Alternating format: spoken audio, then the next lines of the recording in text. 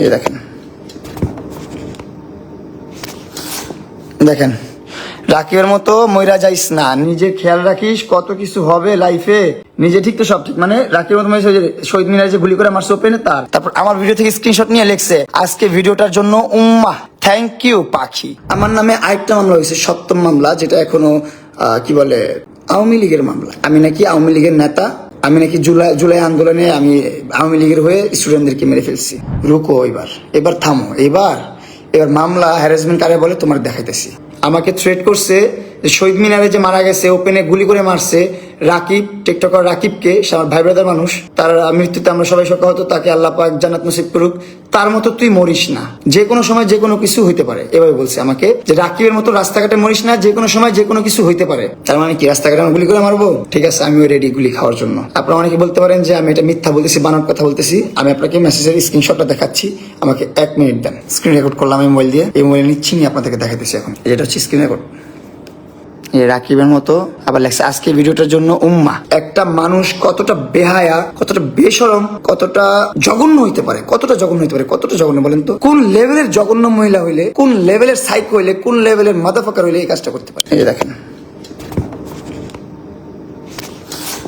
দেখেন রাকিবের মতো মইরা যাইস না, নিজে খেয়াল রাখিস, কত কিছু হবে লাইফে। নিজে ঠিক তো সব ঠিক, মানে রাকিবের মতো শহীদ মিনারে যে গুলি করে মারছে ওপেনে তার। তারপর আমার ভিডিও থেকে স্ক্রিনশট নিয়ে লেখছে আজকে ভিডিওটার জন্য উম্মা থ্যাংক ইউ পাখি। এটা কোনো কথা হইলো? এটা কোনো কথা হইলো? ওপেনলি থ্রেড ইনফরমেশন দেখেন, আমি নাম্বারটা দেখাই। এটা ওর নেপালি নাম্বার, ওর নিজের নাম্বার, ওর ভোটার আইডি কার্ড দিয়ে তোলা, ওর পাসপোর্ট দিয়ে তোলা। এই নাম্বারটা আমি দেখাই, এই যে নাম্বারটা মিলিয়ে নিয়ে আপনারা। কই রে ভাই,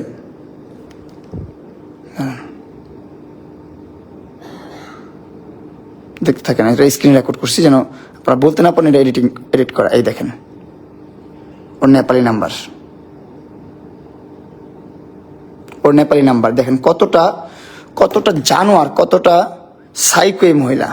আবার আমার বউকে নিয়ে বাজে বাজে মেসেজ, বাজে বাজে ইয়ে দিচ্ছে, খুব বাজে বাজে ইনফরমেশন পাঠাচ্ছে আমাকে, যেগুলোতে আমি বদারি করি না। আমি ওর সবকিছু জেনে ওরে বিয়ে করছি, ওর সবকিছু জেনে আমি ওরে ভালোবাসি। ওর লাইফে ও কি করছে না করছে জেনে আমি বিয়ে করছি ওরে।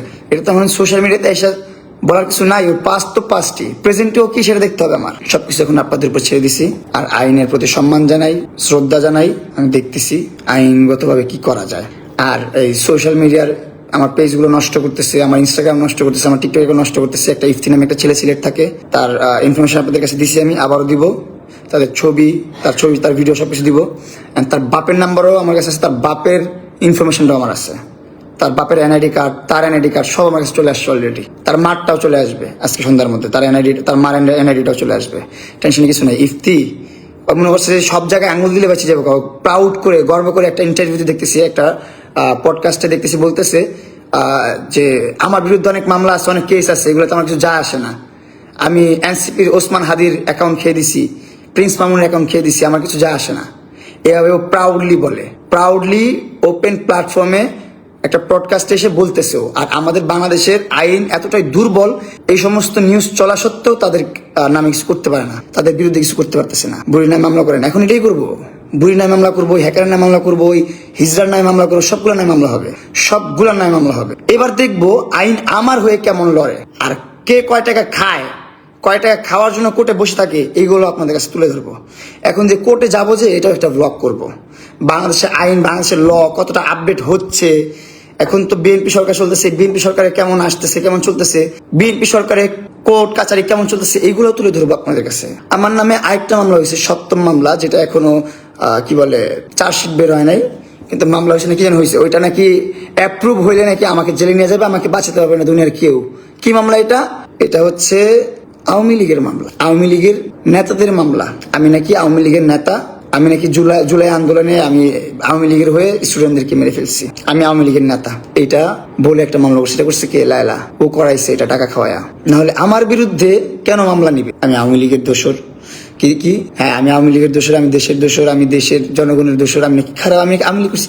বলেন ভাই আমি কই যাব, কি করব আমি, বলেন কি করা উচিত আমার, বলেন আপনারা। মামলা যা মন চায় তা দিতেছে, যা মন চায় তা করতেছে। রুকো, এবার এবার থামো, এবার মামলা হ্যারাসমেন্ট কারে বলে তোমার দেখাইতেছি।